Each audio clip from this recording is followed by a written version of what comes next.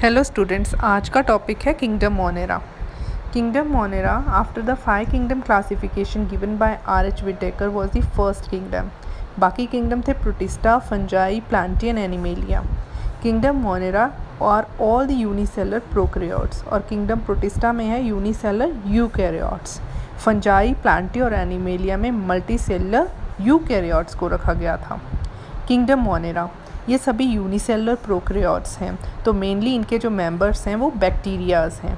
They are present everywhere, तो उनको cosmopolitan या यूबिक्विटस भी कहा जाता है। तो इनकी हैबिटेट में ये कहीं पर भी मौजूद हो सकते हैं, गर्म से गर्म और ठंडे से ठंडी जगह पर। They were first discovered by Antonie van Leeuwenhoek, who is also known as the father of microscopy.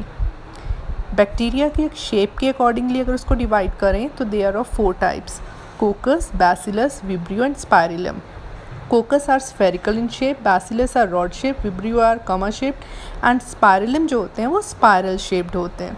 तो ये इनकी shapes हैं। इसके बाद हम इनके कुछ examples देख सकते हैं, जैसे Coccus बैक्टीरिया के examples हैं Streptococcus pneumoniae which causes pneumonia.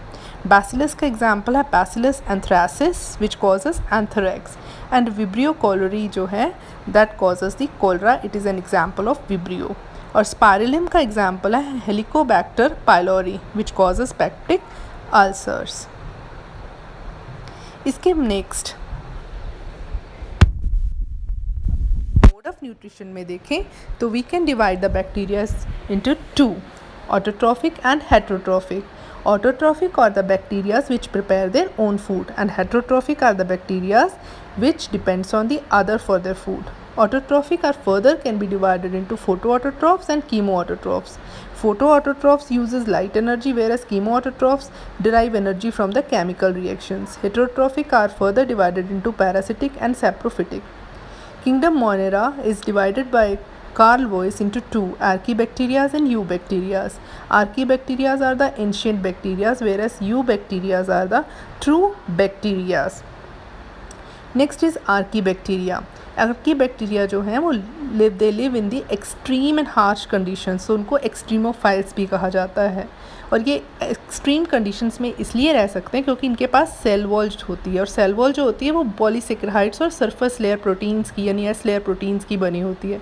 And they are further divided into halophiles, methanogens and thermoacidophiles. तो हेलोफाइल्स यानी हेलाइन मीन सेलाइन कंडीशंस में रहने वाले, तो एक्सट्रीम सॉल्टी एरियाज में रहते हैं। मिथेनोजेंस मार्शी वेटलैंड्स में, guts of cows and buffaloes में, और even they help in the production of the biogas यानी मीथेन में।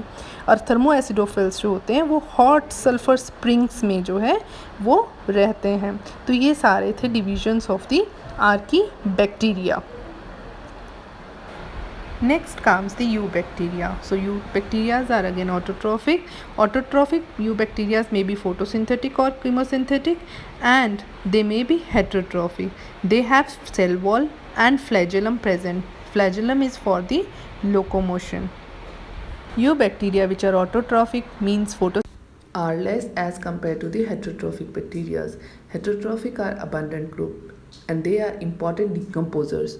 Their use is in making of curd from the milk like lactobacillus. It produces lactic acid from the lactose by the process of fermentation. Then comes the production of antibiotics. Example is soil bacteria. Antibiotics are streptomycin and tetracycline. Then it also helps in the nitrogen fixation like the rhizobium bacteria. Then comes the harmful effects. So mostly they are pathogens. They cause disease. For example, cholera caused by Vibrio cholerae, typhoid fever caused by Salmonella typhi, tetanus is caused by Clostridium tetani. Then bacterial reproduction. It is of 2 types, asexual and sexual. Asexual occurs by the binary fission in which one bacteria divides into 2. And second type is spore formation, that is endosperm formation. Next comes the sexual. It occurs by the help of the conjugation in which the DNA is transferred with the help of the pili. Next are the mycoplasmas. Mycoplasmas is a genus of bacteria in which no cell wall is present. They can change shape, therefore they are known as pleomorphic. And because they can change shape, they are also known as jokers of the microbiological park.